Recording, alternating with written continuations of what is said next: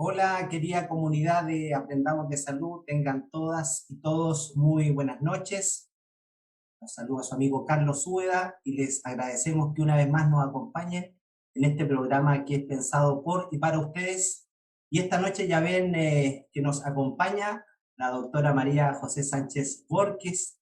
Doctora María José, muy buenas noches, muchas gracias por haber aceptado la invitación del Aprendamos de Salud. Hola, Carlos, buenas noches, muchas gracias por la invitación. No, todo lo contrario, sabemos lo que están trabajando los médicos y antes trabajan mucho, claramente en tiempos de pandemia se trabaja el doble y justamente usted ha tenido la gentileza de hacerse un espacio, ¿cierto?, en su agenda para poder compartir con toda la comunidad del Aprendamos de Salud cuestiones tan importantes como es la situación de la salud visual y justamente vamos a ir desarrollando algunos temas que me han venido consultando varias personas en relación a lo que nosotros podemos conocer y aprender el día de hoy. Mi querida doctora, a su criterio, ¿cuáles serían los problemas de salud visual más frecuentes que a usted le ha tocado ver ahora en tiempos de pandemia? Bueno, en realidad en estos tiempos yo diría que principalmente la sobreexposición a pantalla, que desde que empezamos con la pandemia, todo el trabajo que se ha hecho a través de, digamos, de pantallas con muchos profesionales que están trabajando desde sus hogares y sobre todo en el grupo de los profesores, ¿cierto? Que han trabajado extensivamente en esta situación y los niños también, que no era un grupo etario al que estamos acostumbrados a ver con trabajo, digamos, con tanto trabajo en pantallas. Así que yo creo que sin duda el tema más preocupante ha sido el exceso de exposición a pantalla y sobre todo en mi caso, lo que me ha sorprendido más o lo que me ha preocupado más es la sobreexposición de pantallas de niños pequeños, incluso a partir de los 4 o 5 años de edad, que antes era bastante excepcional, ahora ya es muy habitual encontrar, y no estamos hablando de la exposición de 1 hora al día, que pudiese ser aceptable, sino que de 4, 5, 8 horas a veces en promedio diarios, que es realmente preocupante. Oiga, y en torno a eso mismo, mire, vamos acotando para irle dando a las personas ciertas recomendaciones. En el caso de estos problemas visuales, particularmente con esta sobreexposición de pantalla, ¿cómo esto nosotros pudiéramos evitarlo? Claro, lo más sencillo sería no estar en la pantalla, pero como usted bien dice, las personas que trabajamos, por ejemplo, en educación, y los mismos alumnos, nuestros hijos, ¿cierto? Nuestros hijos la educación en estos tiempos de pandemia han sido frente a una pantalla. Entonces, en ese sentido, sugerencias para poder evitar eso o disminuir las molestias, por último, doctora. Bueno, la verdad es que cuando yo lo primero que le digo, partiendo del grupo etario más chiquitito, ya cuando llegan los niños a consulta con los papás preocupados por la sobreexposición a pantalla, lo primero que hago es hacer un catastro más o menos de cuántas horas pasan al día en las pantallas. Vale. Las horas que son obligatorias, lo que son las horas de colegio, en general son entre 4 y 6 horas promedio, pero el gran problema es que más encima las horas extras que tienen los niños de actividades extraprogramáticas o actividades recreativas también las pasan frente a las pantallas, los celulares, el iPad, ¿cierto? La televisión. Entonces, lo primero que le digo a los papás es que, bueno, partamos con que las horas obligatorias no las puedan cambiar, pero las horas extra opcionales sí dependen de ustedes. O sea, ahí sí que los padres pueden por lo menos buscar otras alternativas, sobre todo en la semana, para no sobreexponer a los niños a 1 hora donde en realidad deberían tener actividades recreativas. Entonces, muchas veces con todos estos encierros que han tenido los niños y que lamentablemente han pasado cuarentenas donde ni siquiera se han preocupado de tener, digamos, permiso para que los niños salgan a tomar aire fresco, porque si no sé si se acuerda que hemos pasado por cuarentenas con distintos tipos de cosas, digamos. Primero, ningún tipo de permiso. Después, permisos para los niños en horario restringido. Ahora no hubo ningún permiso para los niños tampoco, sino que habían horas para deporte que eran muy, muy temprano en la mañana y la mayoría de los niños se tenían que sentar ya a las 8 de la mañana frente a una pantalla, por lo tanto esas horas no eran para ellos. Entonces, insistir en que las horas que sí dependen del manejo de los padres, tratar de buscar actividades recreativas que no sean frente a pantalla, Es mucho mejor si uno mete a un niño en una clase de ballet, que no sea una clase de ballet virtual, sino que ponerle una música y que el niño baile. Eso es mucho más sano que tenerlo más encima las horas extra pegados en una pantalla. Lo mismo con la pintura, lo mismo con otro tipo de actividades. El hecho de que los niños pasen en pantalla hace que pasen poco tiempo bajo el sol. Y resulta que la luz ultravioleta produce estimulación de la retina, que es la telita que está dentro del ojo, ¿cierto? Y esa produce una hormona que se llama dopamina. Y la dopamina se ha visto ahora que es la encargada de parar el crecimiento del ojo. Por lo tanto, cuando uno no recibe sol, aumenta más la miopía.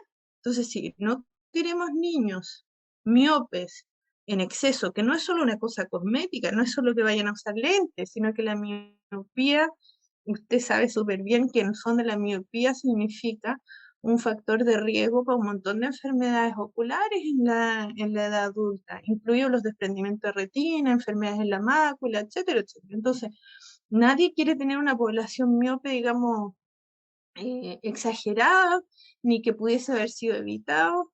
Por lo tanto, es importante tener claros estos conceptos. Al ojo le hace bien recibir sol, independiente de la vitamina D que nos hace bien a todos, para el sistema inmune, ¿cierto?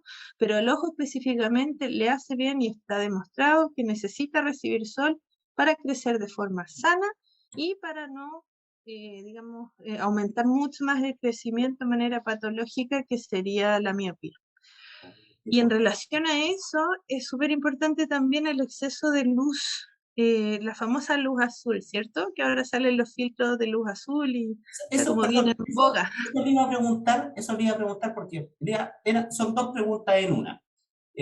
Esta sobreexposición a los niños a las pantallas, ¿cierto? ¿Qué es lo que más le genera? Usted nos respondió, pero mucha gente, claro, como que se queda tranquila con estos famosos filtros azules, e incluso cuando uno va a comprarse lentes, te ofrecen el filtro, además que es más caro, pero ¿sirve realmente o no sirve? Por favor, desmitifique esa cuestión.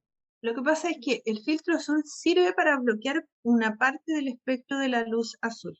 Pero hay que entender primero lo que es la luz azul. La luz azul existe en la naturaleza, sobre todo en la mañana. La luz azul es esa luz típica del amanecer, cuando sale el sol y nos llena de energía y nos levanta el cortisol en la sangre. Eso es producido por la luz azul. Por lo tanto, la luz azul es buena. En ese sentido es buena, y es buena en la mañana cuando la necesitamos para poder despertar. Si nosotros tenemos exceso de luz azul, que está muy presente en las luces LED, ¿ya? O sea, no solo en los computadores, sino que en todos los tipos de luz LED es rica en luz azul. Por eso que pareciera como de día, cuando uno pone estas luces LED que son súper blancas, uno pareciera que estuviera en pleno día, así amaneciendo recién. Entonces, la naturaleza es tan sabia que en la tarde baja el contenido de luz azul y aparece la luz más cálida. Y eso prepara el cuerpo para tener un sueño reparador. Si yo pongo luz clara o luz de día, que es la luz de la mañana, durante la tarde, tarde-noche, voy a tener insomnio. No voy a lograr conciliar el sueño. Entonces, lo que hacen estos computadores o el exceso de luz LED es despertar a las personas.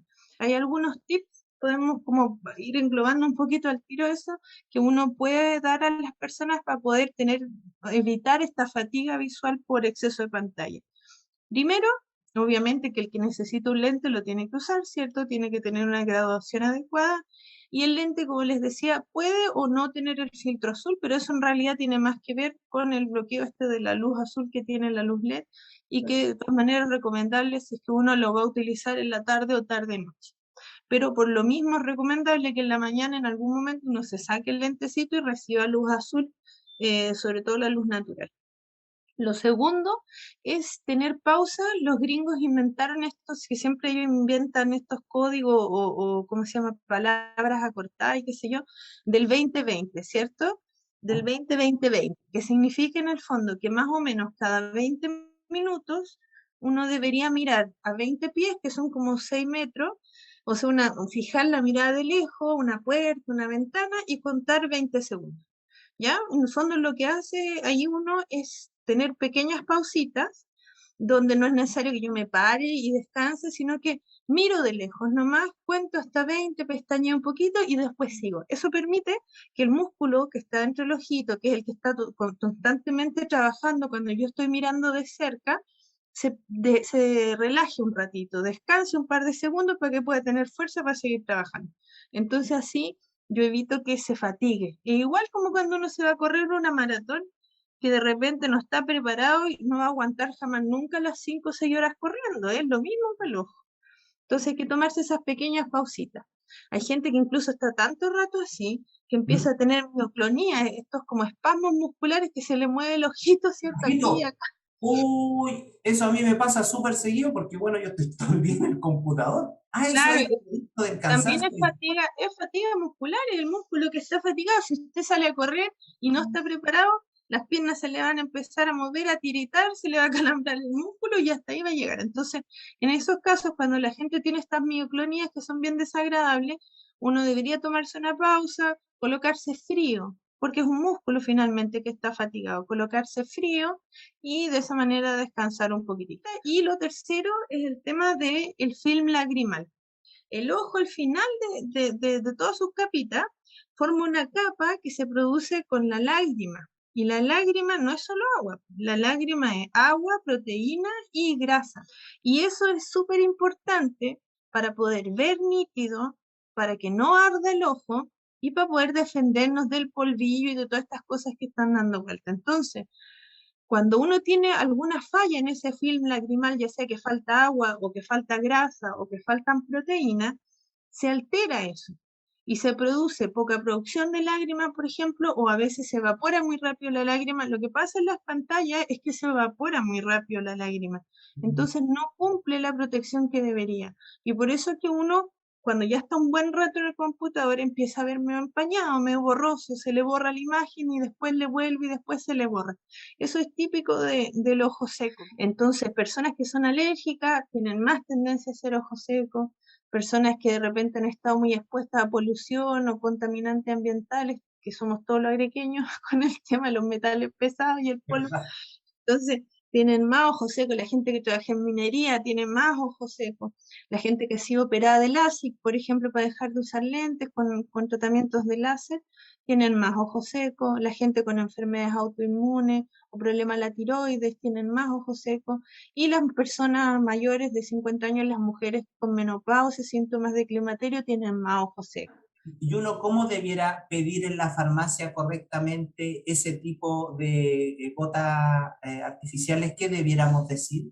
O sea, si usted dice lágrimas artificiales, le van a vender las gotitas genéricas que no son malas, pero que ¿Ya? son más bien más líquidas, no tienen tanto contenido ni en proteína ni Ok, en grasita. Pero ya. si usted dice lubricantes, le van a ofrecer la gama de lubricantes que tienen. Hay lubricantes más densos, menos densos, con ácido hialurónico, o sea, hialuronato de sodio, o distintos, digamos, componentes, pero que en general cumplen más o menos la misma función. Hay algunos que tienen más grasita, que son para la gente que le falta más la grasita, hay otros que son sin preservante, etcétera, pero en general cualquier lubricante es mejor que ningún lubricante y cualquier lubricante es mejor que estas gotas que son para ojo rojo, que en realidad son vasoconstrictores. Incluso ¿Qué? los niños pueden usar lubricantes, ya sobre todo los nuevos que son sin preservante. Y por ahí ya tenemos tres cosas que podemos hacer para tratar de evitar esta fatiga visual, que a propósito ya tiene hasta nombre, todo este daño visual que se produce por el exceso de pantalla. Entonces tenemos el uso adecuado de anteojos, las pausas, estas 20-20-20, y el uso de lubricante. Y obviamente que la restricción de la exposición a pantalla en los niños, hay estudios que ya se han hecho. Los niños menores de 2 años tienen cero exposición a pantalla permitida, cero. Cuando Cero. yo veo bebés con celular, me duele el alma porque en realidad creo que sus papás nadie les ha dicho eso. Produce un daño tremendo la exposición a las pantallas y mientras más cerca está la pantalla es peor. O sea, el celular es más dañino que la tele. Permítame que saludemos a las personas que nos están acompañando. Bueno, en primer lugar, agradecer nuevamente, ¿cierto?, a la Facultad de Ciencias de la Salud de la Universidad de Tarapacá, a sus académicos, a sus alumnos, quienes están siempre dispuestos y disponibles justamente para poder colaborar en este espacio de aprendizaje para la comunidad de Arica y Parinacota.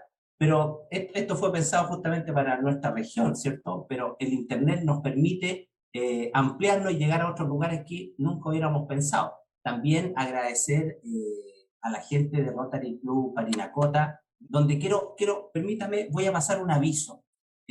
Vamos a hacer nosotros una actividad solidaria, ¿cierto? Que se le ha llamado el chaquetazo, donde vamos a juntar parcas, ¿cierto? Chalecos, para poder ir en ayuda de nuestros compatriotas de la comuna de General Lagos. Así que las personas que tengan por ahí alguna chaquetita en buenas condiciones, esto va a ser para adultos mayores, se pueden comunicar por interno conmigo, ¿cierto? A través de los medios de comunicación que tenemos por Facebook, por Instagram, para que si tienen algo para poder colaborar, nosotros con todo gusto vamos a la casa y llevamos esa chaquetita a la y los abuelitos de nuestras comunas del interior. Mi querida doctora, hay una consulta, nos dice, buenas noches, y muchas gracias a la doctora por la explicación que ha dado. Una consulta, mira qué interesante. ¿Existe un lente exclusivo para usar el computador, ya que los lentes de cerca o de lejos en algún momento no sirven? Mira qué interesante pregunta, estimada doctora. Lo que pasa es que cuando uno es menor de 40 años y tiene aumento, el aumento que tiene le sirve para todas las distancias, ya de lejos, de cerca, de todo. Si es miope, si es hipermétrope, si tiene astigmatismo, que son las tres cositas que uno puede tener en combinación o sola.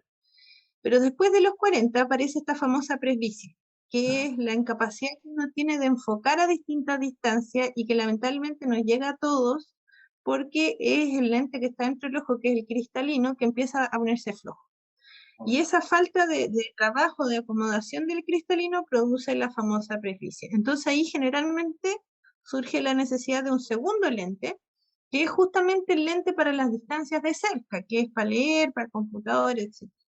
Entonces, cuando uno es mayor de 40, pero todavía jovencito, se tiene 50, puede jugar todavía, o sea, no es que la acomodación la pierde así completa, no es eso, la va perdiendo a poquitito, de hasta los 75 años, de hecho, la va perdiendo de a poquitito. Entonces, usted con un lente de lectura puede jugar ahí entre las distintas distancias de cerca, ve el computador, lee, todo como que más o menos le alcanza con un lente porque todavía es jovencito, de, como dicen ahora, adulto menor, no adulto mayor, adulto menor.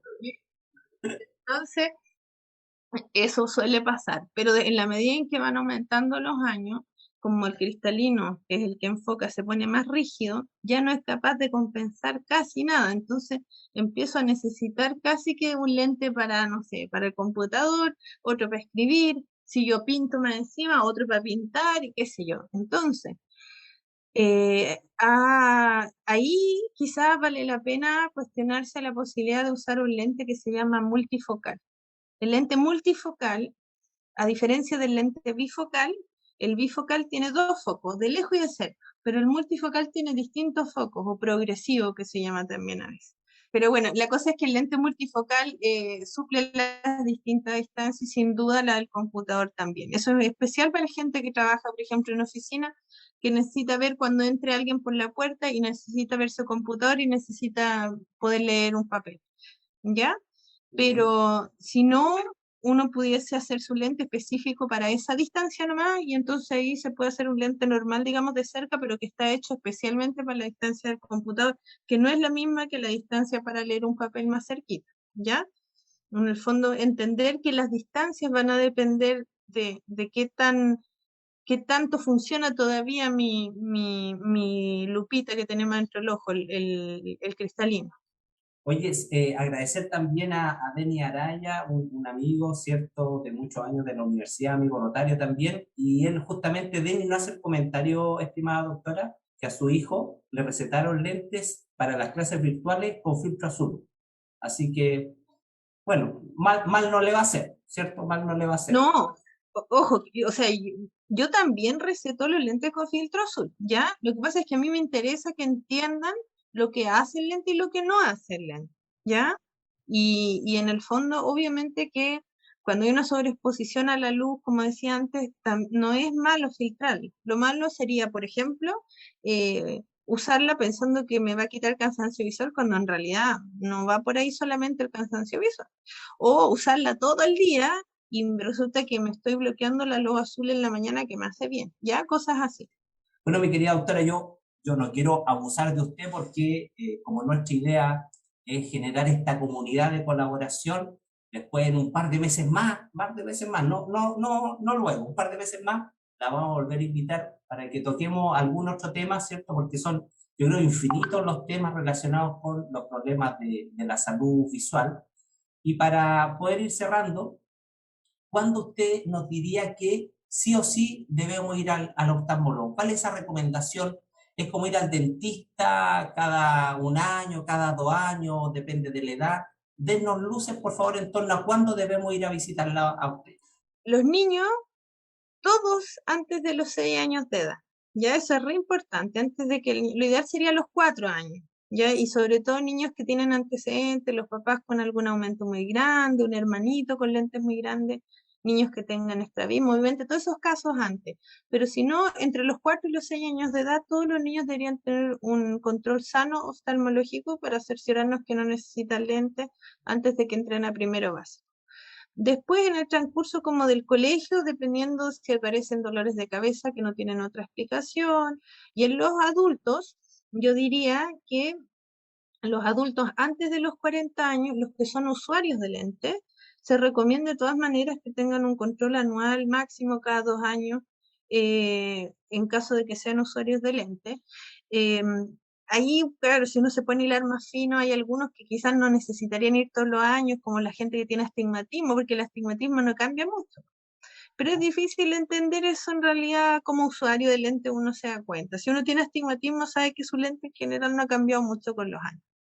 ¿Ya? Y cuando uno ya tiene 40, empieza la famosa presbicia. Es una etapa súper desagradable, porque la verdad es que uno está como que no es ni chicha ni limonada, todavía como que no necesita el lente todo el rato, pero no ve tan bien sin lente, entonces no ve ni muy bien de lejos, ni muy bien, no, es de verdad una etapa bien ¿Le complicada, puedo así decir que algo? paciencia. Perdón, ¿le puedo decir Dígame. algo? Desde la experiencia de mis 47, desde los 40 hasta ahora ha sido un calvario, es un suplicio y cada vez veo menos.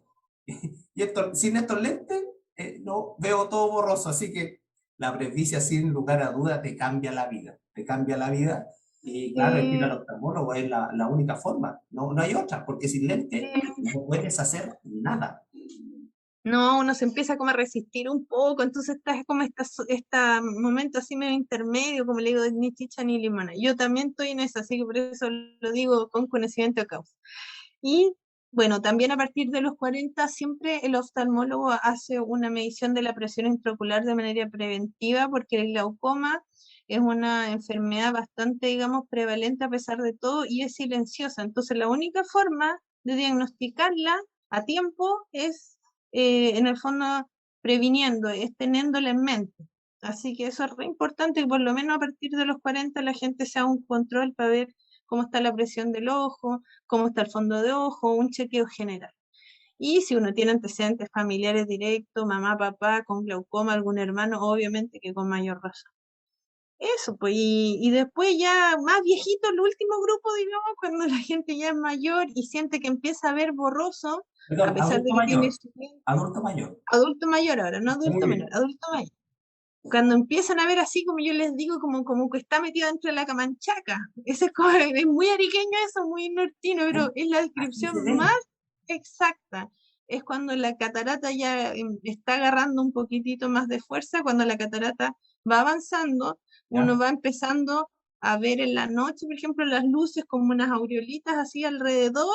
Eso es bien típico de las cataratas y esta sensación como de que veo los colores más opacos, estoy metido como dentro de la camanchaca. Eso es típico de la catarata y ahí también hay que preguntar porque eso es operable y uno puede recuperar la visión bastante bien. Y lo último ya los que quieran dejar de usar lentes. Esos también pueden ir a consultar porque la cirugía refractiva, que es mi área, también es una de las formas de tratar y de dejar de usar lentes, sobre todo cuando uno tiene menos de 45, entre 21 y 45 años como la edad ideal. Ah, mira, buen dato ese, buen dato. Oiga, muchas gracias, de verdad, nos pasamos en el tiempo. sé que usted está súper, súper cansadita, así que a nombre de toda la comunidad del Aprendamos de Salud le quiero dar las gracias y desearle lo mejor del mundo, pues, lo mejor del mundo, y qué bueno que se vino a Arica a podernos entregar todo su conocimiento, su formación, así que muchas gracias mi querida doctora, le mando un gran abrazo, cuídese mucho, Chao, chao. gracias.